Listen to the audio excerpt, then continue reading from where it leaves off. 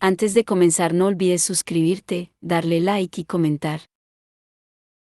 Puedes seguirme en mis redes sociales para apoyarme y proponerme nuevas historias, enlaces en la descripción.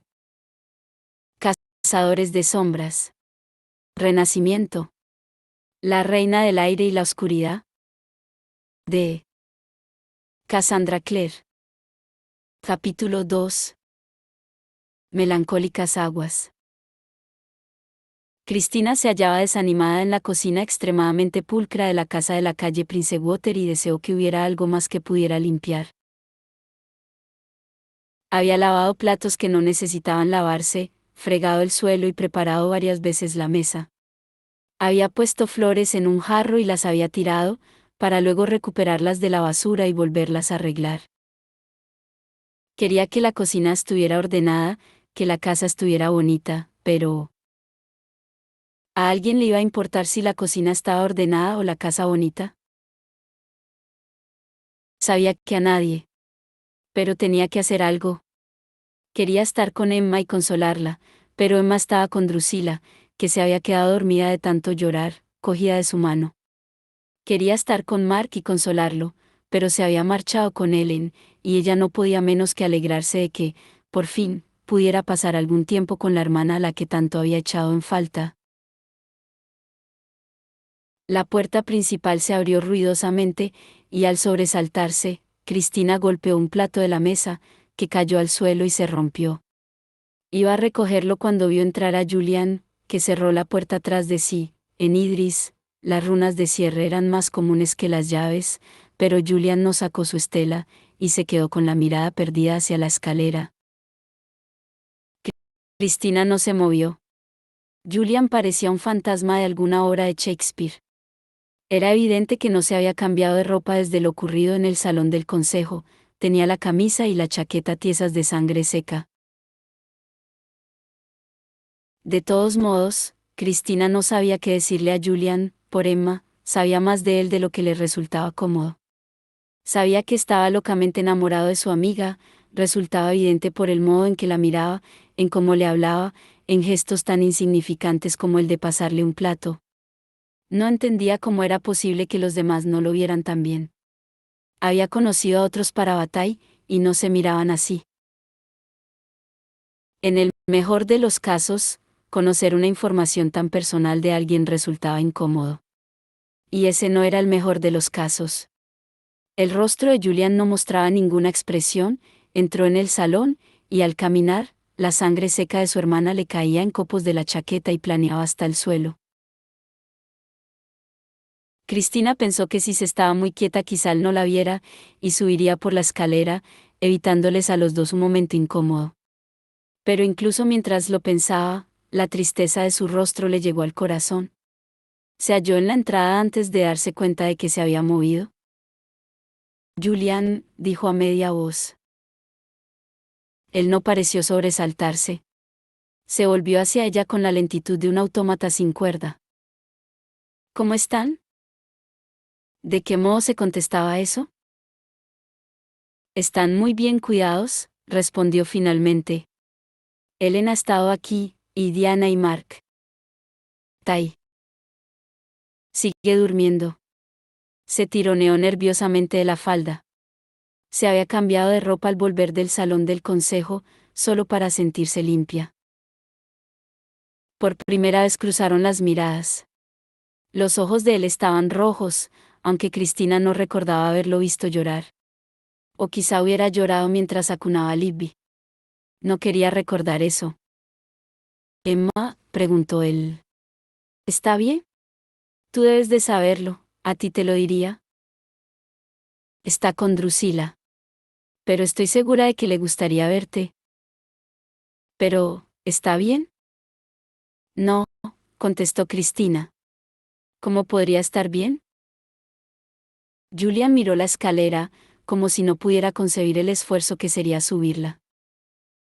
Robert iba a ayudarnos, dijo. A Emma y a mí. Ya sabes lo nuestro, sé que lo sabes, que estás al corriente de cómo nos sentimos. Cristina vaciló un momento, asombrada. Nunca había imaginado que Julian le mencionaría nada de eso. Quizá el próximo inquisidor. De vuelta hacia aquí, he pasado por el Guard, explicó Julian. Ya están reunidos. La mayoría de la cohorte y la mitad del consejo. Hablan de quién será el próximo inquisidor. Dudo que sea alguien que nos quiera ayudar. Sobre todo después de hoy. Y debería importarme, concluyó, pero en este momento no me importa. No miró a Cristina mientras subía la escalera, pero le hizo un rápido gesto de reconocimiento con la cabeza. Cristina oyó apagarse los pasos. Miró de nuevo la cocina. Había un plato roto en el rincón. Lo barrería. Sería lo más práctico, y Cristina siempre se había considerado una persona práctica. Un momento después, se había puesto la chaqueta del uniforme sobre la ropa. Se colocó varios cuchillos serafines en el cinturón de armas y salió silenciosamente por la puerta, hacia las calles de Alacante. Emma oyó a Julian subiendo la escalera. El ritmo de sus pisadas era como una música que conociera desde siempre, tan familiar que casi había dejado de ser música. Resistió el impulso de llamarlo. Se hallaba en el dormitorio de Drew, y ésta se acababa de dormir, agotada, aún con la ropa que llevaba en la reunión del consejo. Emma captó los pasos de Julian en la entrada y luego el ruido de una puerta abriéndose y cerrándose. Con cuidado de no despertar a Drew, salió del dormitorio. Sabía dónde estaría Julian sin tener que pensarlo, unas cuantas puertas más allá estaba el dormitorio de Tai. En la habitación, la luz era tenue. Diana se hallaba sentada en un sillón junto a la cabecera del lecho de Tai, con el rostro tenso por la pena y el cansancio. Kit dormía, apoyado contra la pared y con las manos sobre el regazo. Julian permanecía de pie junto a la cama de Tai, mirándolo, con las manos colgándole a los lados. El muchacho dormía sin inquietud gracias a lo que le habían dado los hermanos silenciosos, con el negro cabello sobre la almohada blanca. Sin embargo, aún dormido, se acurrucaba en el lado izquierdo de la cama, como si le dejara espacio a Libby. Tiene las mejillas rojas, estaba diciendo Julian cuando entró Emma. Como si tuviera fiebre.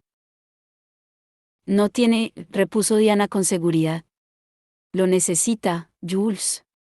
Dormir sana. Emma vio la duda en el rostro de Julian. Sabía lo que estaba pensando.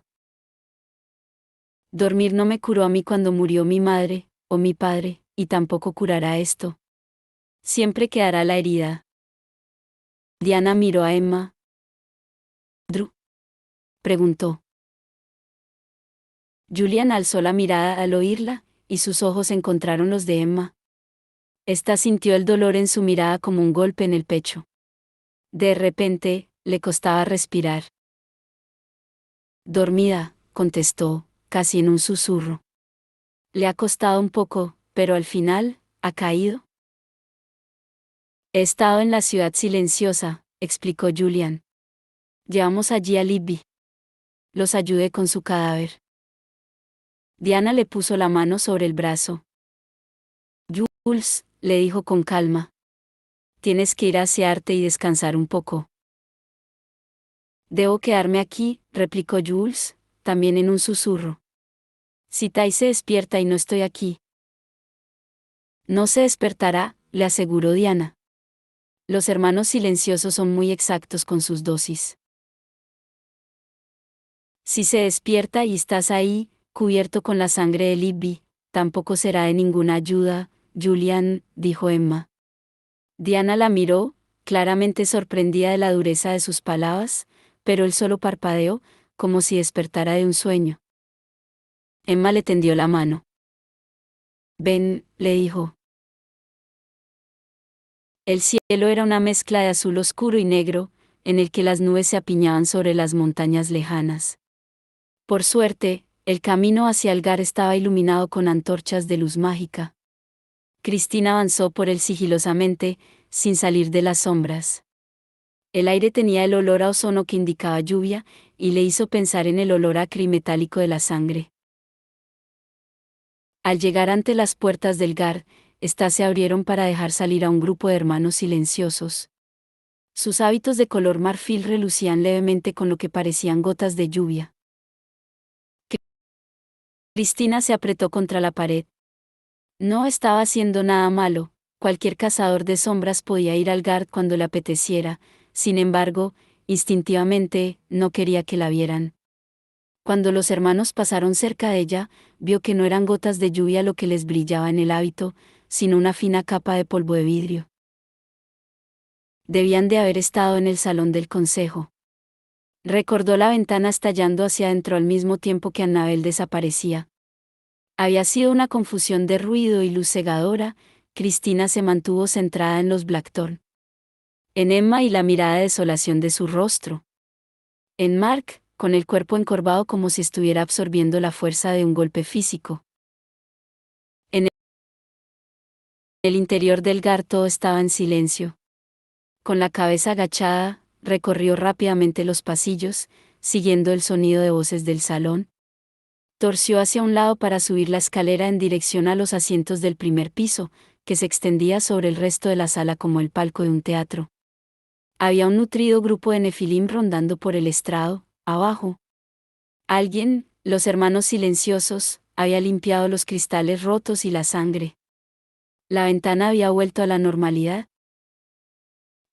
Limpiad las pruebas todo lo que queráis, pensó Cristina mientras se arrodillaba para mirar por debajo de la barandilla. Seguirá habiendo ocurrido. Vio a Horace Dearborn sentado en una silla alta. Era un hombre corpulento y huesudo, no musculoso, aunque en el brazo y el cuello se le marcaban los tendones como cuerdas. Su hija, Sarah Dearborn, con el pelo recogido en una pulcra trenza alrededor de la cabeza y su uniforme inmaculado, se hallaba detrás de él. No se parecía mucho a su padre, excepto, quizá, por la tensa rabia en la expresión y su pasión por la cohorte, una parte de la clave que creía en la superioridad de los cazadores de sombras sobre los subterráneos, incluso si eso conllevaba violar la ley. A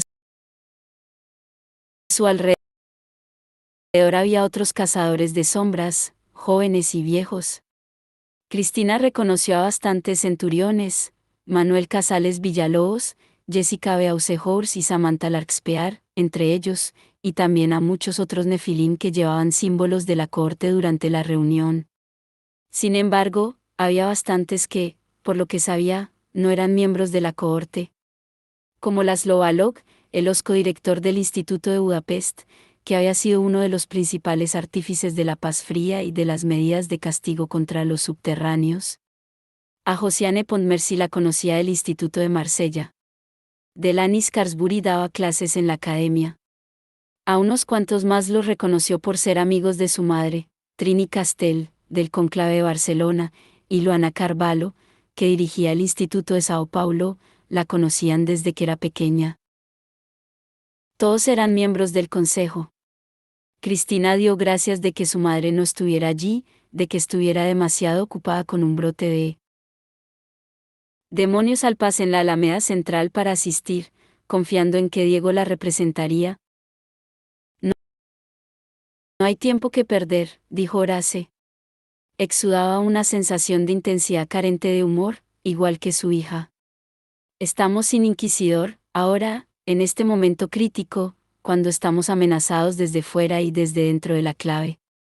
Paseó la mirada por la sala. Esperamos que después de lo ocurrido hoy, los que dudabais de nuestra causa creáis ya en ella. Cristina se quedó helada por dentro. No era una simple reunión de la cohorte. Era un reclutamiento en toda regla. En el interior del salón del consejo, donde había muerto Libby. Sintió náuseas. ¿Y qué crees exactamente que has averiguado, Horace?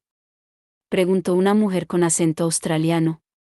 No te andes con rodeos con nosotros, para que todos entendamos lo mismo. Horace esbozó una media sonrisita. Andrea Sedgwick, dijo. Si no recuerdo mal, estuviste a favor de la paz fría. Andrea pareció molesta. No tengo una gran opinión de los subterráneos, pero lo que ha pasado aquí hoy. Nos han atacado, la interrumpió Dearborn. Traicionado, atacado, desde dentro y desde fuera. Estoy segura de que todos habéis visto lo que yo, el símbolo de la corte Noceli, ¿no? Cristina lo recordaba.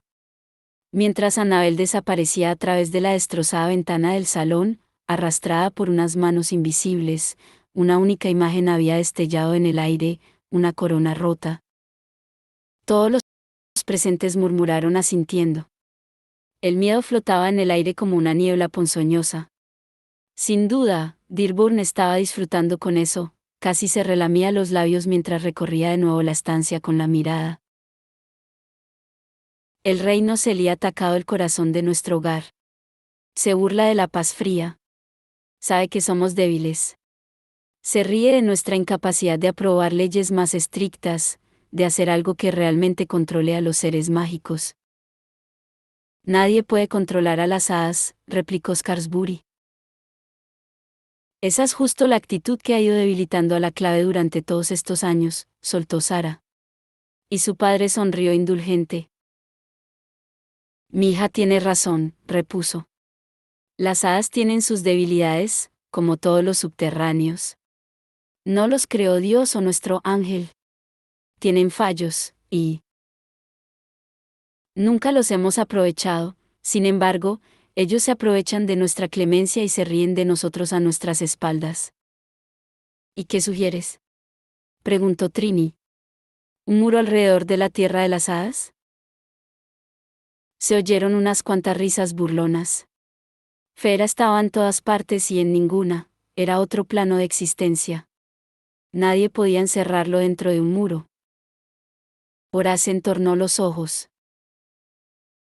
«Oh Reis», replicó, «pero unas puertas de hierro en todas las entradas y salidas de Fera serían muy útiles para evitar sus incursiones en nuestro mundo». ¿Es ese nuestro objetivo?, preguntó Manuel, indolente, como si no tuviera demasiado interés en la respuesta. ¿Cerrar el país de las hadas? No hay un único objetivo, como bien sabes, muchacho, contestó Dearborn.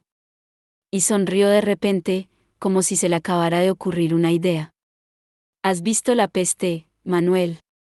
Quizá deberías compartir lo que sabes, ya que la cónsul no lo hace. Quizá esta buena gente debería saber lo que pasa cuando las puertas en Fera y el mundo se abren de par en par. Cristina, agarrando su collar, notaba crecer la furia en su interior mientras Manuel describía los parches de tierra pestada en el bosque de Brocelind, el modo en que se resistían a la magia de los cazadores de sombras, y que la misma peste parecía existir en las tierras Noceli de Fera. ¿Cómo sabía todo eso? Cristina sufría en silencio. Era lo que Kieran iba a explicar al consejo, pero no había tenido la oportunidad de hacerlo. ¿Cómo lo sabía Manuel? Daba gracias porque Diego hubiera aceptado llevarse a Kieran al escolamántico cuando ella se lo pidió. Resultaba evidente que este no hubiera resultado un lugar seguro para una hada de pura sangre. El rey Noceli está comenzando a esparcir veneno por nuestro mundo, y ese veneno hará que los cazadores de sombras sean impotentes contra él. Debemos actuar inmediatamente para mostrar nuestro poder, exclamó Sara, interrumpiendo a Manuel. ¿Del mismo modo que actuaste contra Malcolm?, preguntó Laszlo. Hubo unas risitas y Sara se sonrojó. Se había pavoneado de haber matado a Malcolm Fay, un poderoso brujo, pero más tarde se descubrió que no era cierto. Cristina y los demás habían esperado que esa mentira desacreditara a Sara, pero después de lo que acaba de ocurrir con Annabel, la mentira de Sara se había quedado en poco más que un chiste. Dearborn se puso en pie. Esa no es ahora la cuestión, Balog. Los Blackthorn tienen sangre de hada en su familia. Han traído a Alacante una criatura, una cosa nigromántica medio muerta, que ha asesinado a nuestro inquisidor y ha cubierto el salón de sangre y terror. Su hermana también ha muerto, indicó Luana. Hemos visto su dolor. ¿Ellos no habían preparado lo que ha sucedido? Cristina podía ver los cálculos que Dearborn hacía en su cabeza. Le hubiera gustado mucho poder culpar a los Blackthorn y verlos a todos encerrados en las prisiones de la ciudad silenciosa, pero el espectáculo de Julian sujetando el cuerpo muerto de Libby había sido demasiado impactante y emocional para que ni siquiera la corte pudiera pasarlo por alto. También ellos son víctimas del príncipe Ada en el que confían, decidió decir Dearborn, y seguramente de su propia familia Ada. Quizás se los podría convencer para que sean razonables. Después de todo, son cazadores de sombras, y quieren lo mismo que la corte, proteger a los cazadores de sombras. Proteger a los suyos. Le puso una mano a Sara en el hombro. Cuando la espada mortal regrese a su sitio, estoy seguro de que Sara se alegrará de poder despejar cualquier duda que tengáis sobre sus logros. Sara se sonrojó y asintió con la cabeza. Cristina pensó que se la veía culpable de la cabeza a los pies, pero el resto de los que estaban allí habían reparado solo en la mención de la espada. ¿La espada mortal?, preguntó Trini. Era una ferviente creyente en el ángel y su poder, igual que lo era la familia de Cristina. Se había puesto nerviosa al oír eso, y se retorcía las manos sobre el regazo. Nuestro vínculo irreemplazable con el ángel Raziel. ¿Crees que no será de vuelta? Volverá a su sitio, aseguró Dearborn con astucia. Ya se verá mañana con las hermanas de hierro. Como la espada fue forjada, puede forjarse de nuevo. Pero se forjó en el cielo, protestó Trini. No en la ciudadela infracta. Y el cielo dejó que se rompiera, replicó Dearborn, y Cristina tuvo que ahogar un grito. ¿Cómo podía afirmar algo tan desvergonzado? Pero era evidente que los otros confiaban en él.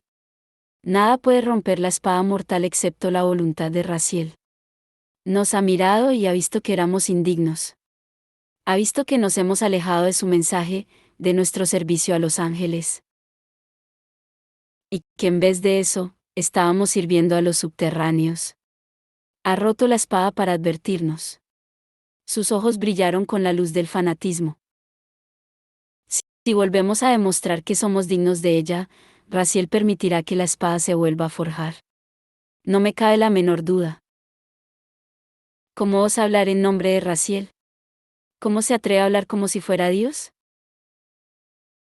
Cristina temblaba de furia, pero los otros parecían mirarlo como si les estuviera ofreciendo luz en medio de la oscuridad. Como si fuera su única esperanza. ¿Y cómo demostramos que somos dignos?, preguntó Alok en un tono más sombrío. Debemos recordar que los cazadores de sombras fueron los escogidos, contestó Horace. Debemos recordar que tenemos un mandato. Nos alzamos los primeros ante el mal, y por tanto somos más importantes. Que los subterráneos miren a los suyos. Si trabajamos juntos bajo un liderazgo fuerte. Pero no tenemos un liderazgo fuerte, lo interrumpió Jessica Beausehors, una de las amigas centurión de Sara. Tenemos a Gia Penayo, y está mancillada por la asociación de su hija con hadas y mestizos. Se oyeron gritos ahogados y risitas. Todos los ojos se volvieron hacia Horace, pero éste negó con la cabeza. No diré una palabra en contra de nuestra cónsul, dijo puntilloso. Más murmullos. Era evidente que la falsa muestra de lealtad de Horace le había hecho ganar puntos. Cristina trató de que no le rechinaran los dientes. Su lealtad hacia su familia es comprensible, incluso si eso la ha cegado. Continuó Horace. Lo que ahora importa son las leyes que apruebe la clave. Debemos implantar unas regulaciones más estrictas en relación con los subterráneos, y las más estrictas de todas sobre los seres mágicos. Eso no detendrá al reino Celí, dijo Jessica, aunque Cristina tuvo la impresión de que no era que dudara de la propuesta de Horace, sino que quería incitarlo a ir aún más lejos. La cuestión es impedir que las hadas y otros subterráneos se unan a la causa del rey, indicó Horace. Por eso debemos tenerlos vigilados, y si fuera necesario, encarcelarlos, antes de que tengan la oportunidad de traicionarnos. ¿Encarcelarlos?, repitió Trini. Pero, ¿cómo? Oh, hay varias maneras, contestó Horace. La isla de Brangel, por ejemplo, podría albergar a un montón de subterráneos. Lo importante es que empecemos con el control. Aplicación estricta de los acuerdos. Un registro de todos los subterráneos, con su nombre y su localización. Naturalmente, podríamos empezar con las hadas. ¿Se oyó un zumbido aprobador? Claro que necesitaríamos a un inquisidor fuerte para aprobar y hacer cumplir esas leyes, concluyó Horace. Puedes serlo tú, exclamó Trini. Hemos perdido la espada mortal y a un inquisidor esta noche, recuperemos algo, al menos. Hay quórum, somos suficientes aquí para proponer a Horace para el cargo de inquisidor. Mañana por la mañana podríamos votar. ¿Quién está conmigo? Un cántico de Dearborn. Dearborn llenó la sala. Cristina se aferró al pasamano del palco con un pitido en los oídos. Eso no podía estar pasando. Era imposible. Trini no era así. Los amigos de su madre no eran así. Ese no podía ser el auténtico rostro del consejo. Se puso en pie, incapaz de soportarlo un segundo más, y salió corriendo de la galería. El dormitorio de Emma era pequeño y estaba pintado de un tono amarillo incongruentemente brillante. Una gran cama blanca con dosel dominaba el espacio. Emma arrastró a Julian hacia ella, lo hizo sentarse con dulzura y fue a cerrar con llave la puerta. ¿Por qué la cierras con llave? Julian alzó la cabeza. Era lo primero que decía desde que habían salido del dormitorio de Tai. Necesitas intimidad, Julian. Se volvió hacia él, su aspecto le rompía el corazón. Estaba cubierto de gotas de sangre, que también le oscurecía la ropa y le manchaba las botas. La sangre de Libby. Emma deseó haber estado más cerca de Libby en esos últimos instantes, haberle prestado más atención, en vez de preocuparse de la cohorte, de Manuel, Sarah y Jessica, de Robert Lightwood y del exilio, de su propio corazón roto y hecho un lío. Deseó haberla abrazado una vez más, maravillándose de lo alta y crecida que estaba, del cambio que había hecho desde el bebé regordete de los primeros recuerdos de Emma.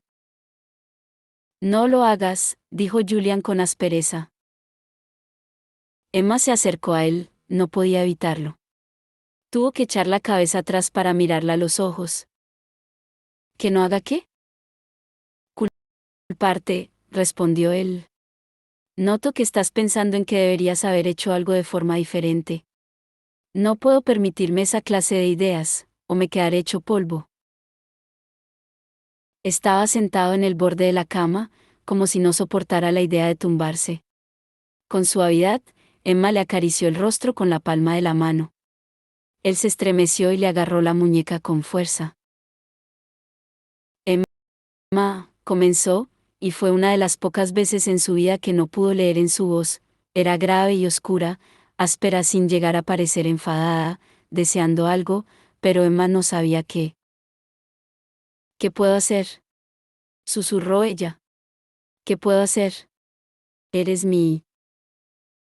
Para Bataille, Julian, necesito ayudarte. Él seguía agarrándole la muñeca, tenía las pupilas dilatadas como discos, y el profundo verde azulado de sus iris formaba halos a su alrededor. Hago los planes de uno en uno, contestó él.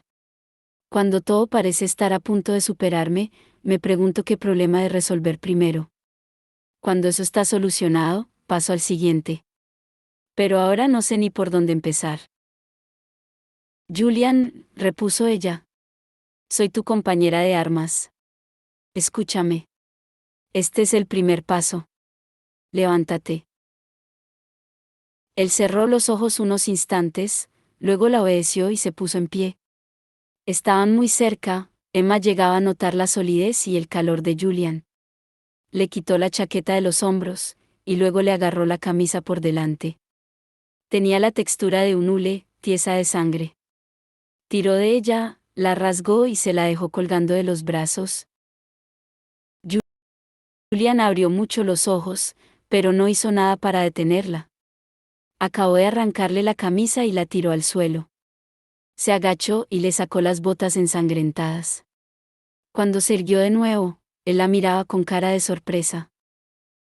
¿De verdad que me vas a arrancar los pantalones?, preguntó. Están manchados con su sangre, contestó ella, casi atragantándose con las palabras. Le tocó el pecho y lo notó tragar aire. Se imaginó que podía sentir los bordes irregulares de su corazón bajo los músculos. También tenía sangre en la piel, se le habían secado las manchas del cuello y los hombros. Allí donde había abrazado a Libby con fuerza contra sí. Ve a ducharte, le dijo. Te esperaré. Él le acarició suavemente la mejilla con las yemas de los dedos. Emma, repuso. Ambos tenemos que limpiarnos. Se fue hacia el cuarto de baño y dejó la puerta abierta de par en par. Al cabo de un momento, ella lo siguió. Tragó con fuerza, se desnudó hasta quedarse en bragas y camiseta, y fue tras él. Un agua abrasadora llenaba de vapor el pequeño espacio de piedra. Él se quedó inmóvil bajo el chorro y dejó que le marcara la piel de escarlata pálido.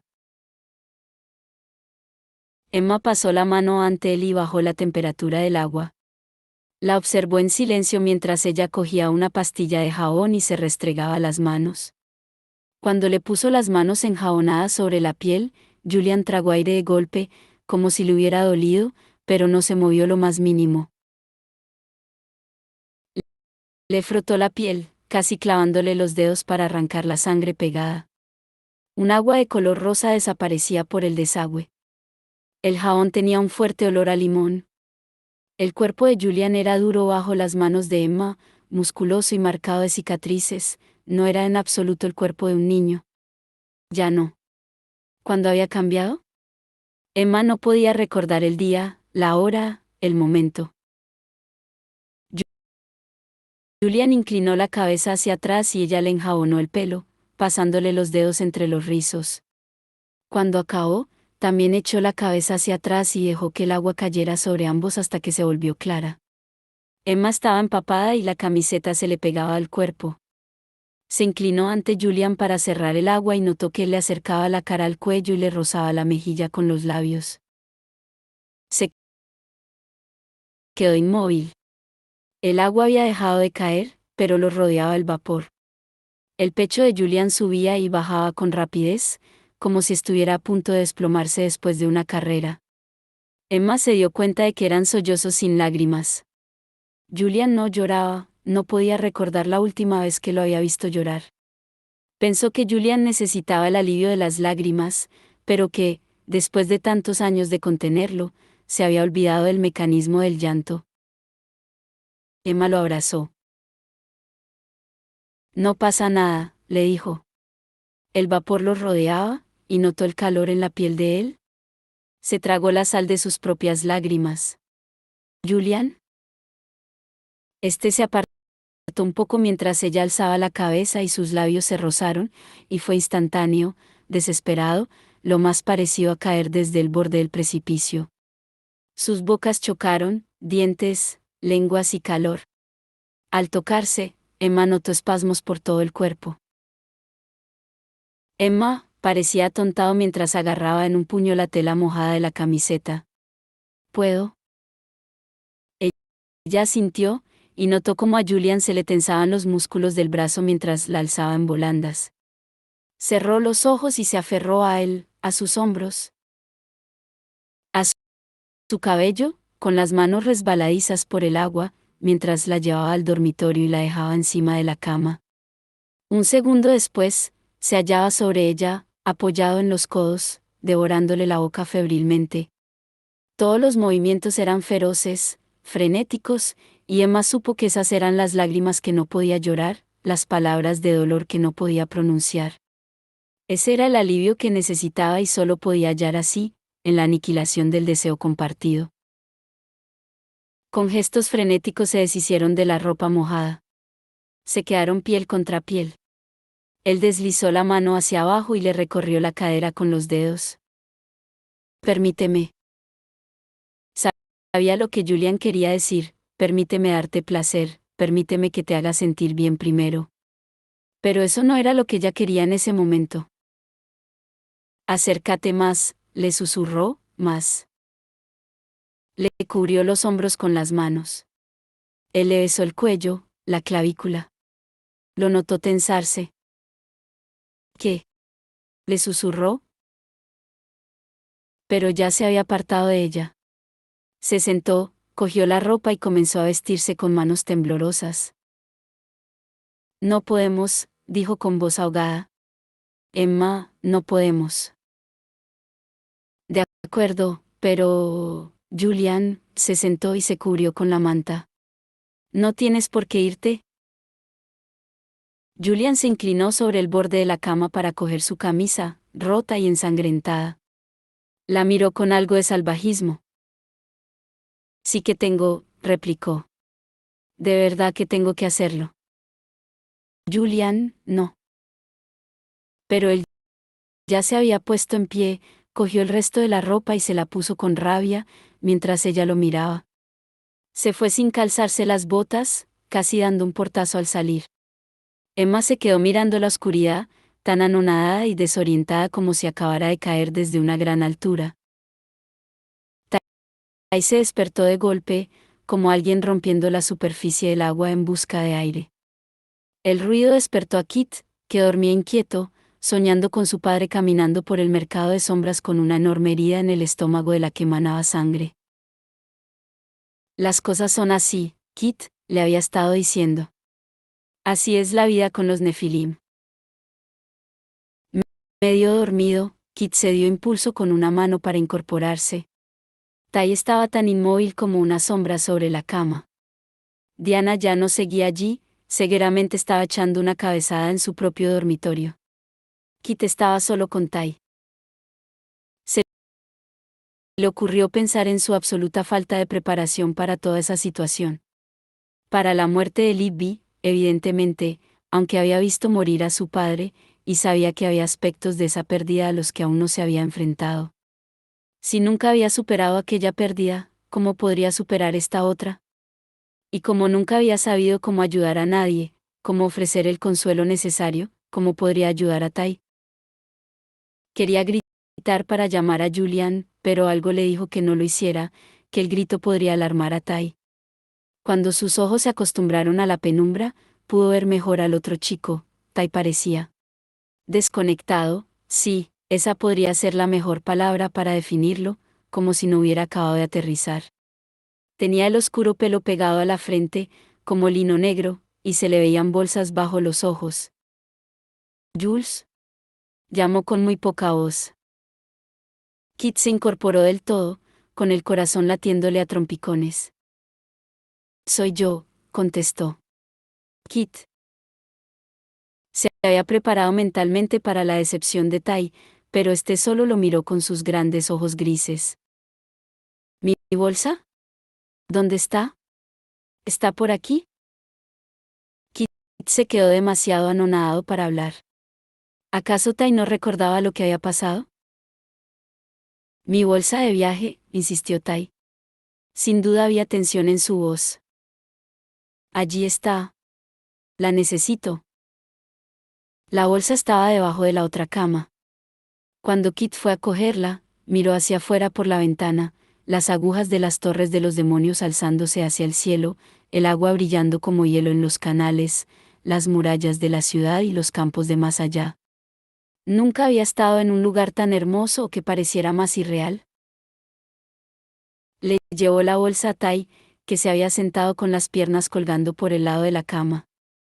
Este la cogió y comenzó a rebuscar en su interior. ¿Quieres que vaya a buscar a Julian?, preguntó Kit. No en este momento, contestó Tai. Kit no tenía ni idea de qué hacer. En realidad, nunca en toda su vida había tenido tan poca idea de qué hacer. Ni siquiera cuando, a los 10 años, se había encontrado un golem examinando el helado de su nevera a las 4 de la mañana. Ni tampoco a sus 12 años, cuando una sirena había acampado durante semanas en su sofá, comiendo galletitas de pescado. Tampoco cuando había sido atacado por demonios mantid. Entonces había actuado como por instinto, un instinto de cazador de sombras que se le había activado impulsando su cuerpo a la acción.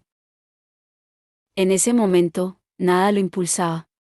Sentía un apabullante deseo de dejarse caer de rodillas y cogerle las manos a Tai, de abrazarlo como lo había hecho en aquel tejado en Londres cuando Libby había resultado herida. Al mismo tiempo, estaba igualmente apabullado por una voz en la cabeza que le decía que eso sería una idea terrible, que no tenía ni idea de lo que Tai necesitaba en ese momento. Tai seguía rebuscando en la bolsa. No debía de recordar nada, pensó Kit con un pánico creciente. Debía de haber borrado lo ocurrido en el salón del consejo. Kit no estaba allí cuando Robert y Libby murieron, pero Diana le había explicado lo suficiente para saber lo que Tai debía de haber visto. A veces, la gente olvidaba cosas horribles, lo sabía, su cerebro simplemente se negaba a procesar o almacenar lo que habían visto. Iré a buscar a Ellen, dijo finalmente Kit. Ella podrá contarte lo que ha pasado. Ya sé lo que ha pasado, replicó Tai. Había encontrado su móvil en el fondo de la bolsa. La tensión le había abandonado el cuerpo, su alivio era evidente. Kit estaba perplejo. No había cobertura en ningún lugar de Idris, el teléfono no serviría para nada. Ahora volveré a dormirme, dijo Tai. Aún me quedan drogas en el cuerpo. Las noto. No parecía gustarle la sensación. ¿Quieres que me quede? Preguntó Kit. Tai había dejado la bolsa de viaje en el suelo y se había recostado sobre las almohadas. Aferraba el móvil con la mano derecha, con tanta fuerza que tenía los nudillos blancos, aparte de eso, no mostraba ninguna otra señal de angustia. Miró a Kit. El gris de sus ojos se veía plano como una moneda plata bajo la luz de la luna. Kit fue incapaz de imaginar en qué estaría pensando. Sí, preferiría que te quedaras, contestó. Y duerme, si quieres. Yo estoy bien. Cerró los ojos. Un largo momento después, Kit se sentó en la cama junto a la de Tai, la que tenía que haber sido de Libby. Pensó en la última vez en que había estado solo con ella, la había ayudado a ponerse el collar antes de la gran reunión del consejo. Recordó el modo en que sonreía, el color y la vida en su rostro. Parecía absolutamente imposible que ya no estuviera.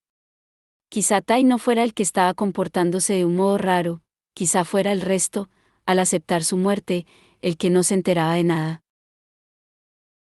Parecía haber cientos de kilómetros entre la habitación de Emma y la suya, pensó Julian. ¿Como 1000?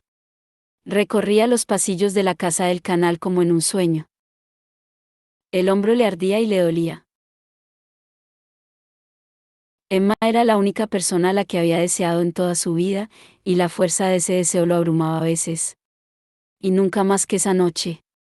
Se había perdido a sí mismo en ella durante un montón de tiempo, solo había sentido su cuerpo y la parte de su corazón que amaba, y estaba herida. Emma era todo lo que era bueno en él, pensó, todo lo que ardía resplandeciente. Pero entonces había comenzado el dolor y la sensación de que algo estaba mal, y lo había sabido. Mientras se apresuraba hacia su habitación, el miedo fue llamando a la puerta de su conciencia, aullando para que le permitiera la entrada y lo admitiera, como las manos de un esqueleto arañando una ventana. Era el miedo a su propia desesperación. Sabía que, en ese momento, la impresión le servía de amortiguador, que solo había tocado la punta de iceberg del dolor y la terrible pérdida. Pronto llegarían la oscuridad y el horror, ya había pasado por eso antes, con la pérdida de su padre. Y esto, Libby, sería peor. No podía controlar la pena. No podía controlar sus sentimientos por Emma. Toda su vida se había fundado en un estricto control sobre sí mismo, sobre la máscara que mostraba al mundo, pero ahora se le había quebrado. Jules había llegado a su dormitorio, pero no estaba solo. Mark lo esperaba, apoyado en la puerta. Parecía cansado hasta la médula, con el cabello revuelto y la ropa desarreglada. Aunque Julian no podía decirle nada, ya que su propia ropa estaba rota y ensangrentada, e iba descalzo. Julian se detuvo al instante. ¿Va todo bien? Supuso que se lo estarían preguntando mutuamente durante algún tiempo. Y que nunca nada iría del todo bien, pero de todas formas se animarían el uno al otro con las pequeñas cosas, la medida de las victorias mínimas. Sí, Drew ha dormido un poco, sí, Ty ha comido un poco, sí, aún seguían respirando. Julian escuchó mecánicamente mientras Mark le explicaba que Ellen y él habían ido a buscar a Tabby, y que el niño ya sabía lo de Libby, y que no había sido fácil, pero todo iba bien y Tabby estaba durmiendo. No quería molestarte en mitad de la noche, dijo Mark, pero Ellen ha insistido. Ha dicho que si no, lo primero que pasaría en cuanto despertaras por la mañana sería que te pondrías de los nervios por Tabby. Claro, repuso Julian, sorprendido de sonar tan coherente. Gracias por decírmelo. Mark lo miró por un momento. Eras muy pequeño cuando perdimos a Leonor, tu madre, dijo. Una vez me dijo que hay un reloj en el corazón de los progenitores. La mayor parte del tiempo está en silencio, pero se oye cuando tu hijo no está contigo y no sabes dónde está, o cuando está despierto por la noche, esperándote. Y el reloj seguirá sonando hasta que estés con él de nuevo. Tabby no es mi hijo, replicó Julian. No tengo hijos. Mark le tocó la mejilla a su hermano. Casi era más una caricia de hada que de humano, aunque la mano de Mark era cálida, callosa y real. En realidad, ni siquiera parecía una caricia, pensó Julian. Era como una bendición. ¿Sabes que sí?, insistió Mark. Debo pedirte perdón, Julian. Le contaba él en tu sacrificio. ¿Mi sacrificio? Todos los años en que has dirigido el instituto en secreto, explicó Mark. Cómo has cuidado a los niños. Cómo te miran y cómo los quieres. Sé que es un secreto, pero pensé que ya debía saberlo. Está bien, repuso Julian. No importaba. Nada importaba. ¿Se ha enfadado? Mark lo miró, sorprendido. Dijo que se sentía tan orgullosa de ti que se le partía el corazón. Fue como un puntito de luz abriéndose paso en la oscuridad. Eso, dijo. Mark estaba a punto de responder cuando un segundo ardiente pinchazo de dolor atravesó el hombro de Julian. Sabía exactamente la localización de ese pinchazo. El corazón se le disparó, le dijo algo a Mark sobre verlo después, o al menos creyó haberlo dicho, antes de entrar en su dormitorio y cerrar la puerta con llave. En un segundo se plantó en el cuarto de baño, intensificó el brillo de la luz mágica y se miró en el espejo. Apartó el cuello de la camisa para ver mejor. Vio su runa de Parabatai. Contrastaba con su piel, pero ya no era negra. En el interior de las gruesas líneas vio lo que parecían pecas rojas y relucientes, como si la runa hubiera comenzado a quemarse desde el interior. Se agarró al lavabo cuando sintió un mareo. Se había estado obligando a no pensar en lo que significaba la muerte de Robert, en sus fallidos planes de exilio. En la maldición que caería sobre toda pareja de Parabatai que se enamorara. Una maldición de poder y destrucción. Había estado pensando solo en lo desesperadamente que necesitaba a Emma, y no en las razones por las que no podía estar con ella, que permanecían inalterables. Lo habían olvidado, buscándose el uno al otro en el abismo de su pesar, como siempre se habían buscado durante toda su vida. Pero no podía ser, se dijo Julian, mordiéndose el labio con tanta fuerza que notó el sabor de su propia sangre. No podía haber más destrucción. Había comenzado a llover. Oía el suave tableteo sobre el tejado de la casa. Se inclinó hacia adelante y rasgó una tira de tela de la camisa que había llevado en la reunión del consejo. Estaba tiesa y oscura por la sangre de su propia hermana. Se la ató a la muñeca derecha. La dejaría ahí hasta que se hubiera vengado. Hasta que se hiciera justicia con Libby. Hasta que todo ese maldito lío se arreglara. Hasta que todos a los que amaba estuvieran a salvo. Volvió al dormitorio y comenzó a buscar ropa limpia y zapatos. Sabía exactamente a dónde tenía que ir. Julian corrió por las vacías calles de Idris. Una cálida lluvia estival le pegaba el pelo a la frente y le empapaba la camisa y la chaqueta. El corazón le latía desenfrenado, ya echaba de menos a Emma, ya se arrepentía de haberla dejado. Y sin embargo, no podía dejar de correr, como si pudiera así desprenderse del dolor por la muerte de Libby. Era casi una sorpresa que pudiera sentir dolor por su hermana y amar a Emma al mismo tiempo, y sentir ambas cosas sin que una quitara nada de la otra. Libby también había querido a Emma. Se podía imaginar lo entusiasmada que hubiera estado Libby de saber que Emma y él estaban juntos. Si les hubiese sido posible casarse, Libby se habría puesto loca de contenta al pensar en ayudar con los planes de boda. Esa idea fue como un golpe cortante en pleno estómago, como una hoja afilada retorciéndole las entrañas. La lluvia salpicaba en los canales y convertía el mundo en niebla y agua. La casa del inquisidor salió de la niebla como una sombra, y Julian subió corriendo los escalones a tal velocidad que casi se estrelló contra la puerta. Llamó y Magnus abrió, con el rostro chupado y desacostumbradamente pálido. Vestía una camiseta negra y unos vaqueros, con una bata de seda azul por encima. En las manos no llevaba sus acostumbrados anillos. Cuando vio a Julian, se encogió un poco contra el marco de la puerta. No se movió ni habló, solo se lo quedó mirando, como si no estuviera viendo a Julian sino a algo o alguien diferente. Magnus, dijo Julian, un poco asustado. Recordó que Magnus no estaba bien. Casi lo había olvidado. Magnus siempre le había parecido el mismo, eterno, inmutable, invulnerable.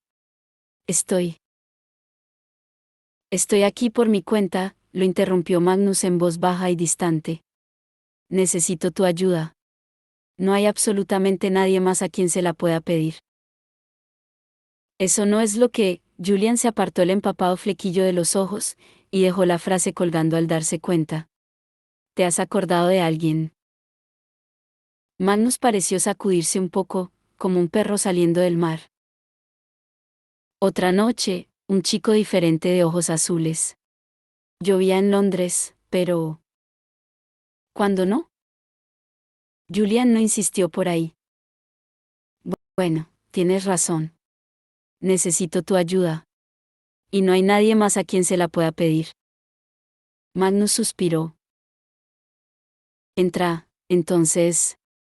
Pero no haga ruido. Están todos durmiendo, y eso es un gran logro, considerando las circunstancias. Claro, pensó Julian, mientras seguía a Magnus al salón principal. En esa casa también había luto. El interior de la casa era grandioso, con techos altos y muebles caros y pesados. Robert parecía haberle añadido muy poco en cuestión de personalidad o decoración. No había fotos de familia, y los pocos cuadros en las paredes eran unos cuantos paisajes corrientes. Hacía mucho tiempo que no veía llorar a Alec, añadió Magnus, mientras se hundía en el sofá y miraba a lo lejos. Julian se quedó donde estaba, chorreando sobre la alfombra. ¿O a Isabel? Entiendo lo que es tener un padre cabrón, sigue siendo tu cabrón. Y los quería y trató de compensarlos. Que es mucho más de lo que se puede decir del mío. Lanzó una mirada a Julian. Espero que no te importe que no emplee algún hechizo para secarte. Estoy tratando de conservar la energía. Hay una toalla en esa silla. Julian no hizo caso de la toalla ni de la silla. No debería estar aquí, dijo. La mirada de Magnus se posó en la tira de tela ensangrentada que Julian llevaba en la muñeca. Su expresión se suavizó. No pasa nada, repuso. Por primera vez en mucho tiempo me siento desesperado. Me pone de mal humor. Mi Alec ha perdido a su padre, y la clave ha perdido a un inquisidor decente. Pero tú has perdido la esperanza de salvarte. No creas que no lo comprendo.